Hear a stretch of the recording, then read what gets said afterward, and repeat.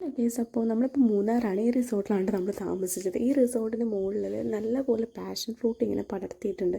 പറിക്കണം എന്നുണ്ടായിരുന്നു, പക്ഷേ സാധിച്ചില്ല. ഓക്കെ, അപ്പോൾ നല്ല കോടയുള്ള ടൈമാണ് ഇപ്പോൾ മൂന്നാർ. നമുക്ക് ഇന്ന സ്ഥലങ്ങളൊന്നും കാണാനില്ലാത്തതുകൊണ്ട് നമ്മൾ ജസ്റ്റ് വണ്ടി എടുത്തിട്ട് പോവുകയാണ് ചെയ്യുന്നത്.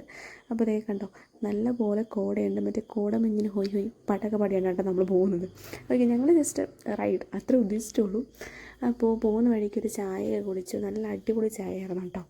ചായയും പിന്നെ എന്താ ന്യൂഡിൽസും ഉണ്ടായിരുന്നു, നല്ല ചൂട് ന്യൂഡിൽസ്, നല്ല അടിപൊളി കോംബോ ആയിരുന്നു. അത് കഴിഞ്ഞിട്ട് പിന്നെ ചെറിയ ചെറിയ വെള്ളച്ചാട്ടമൊക്കെ കണ്ട് ഞങ്ങൾ നേരെ റൂമിലേക്ക് തന്നെ തിരിച്ചു വന്നു. അങ്ങനെ പിറ്റേ ദിവസമായി കേട്ടോ.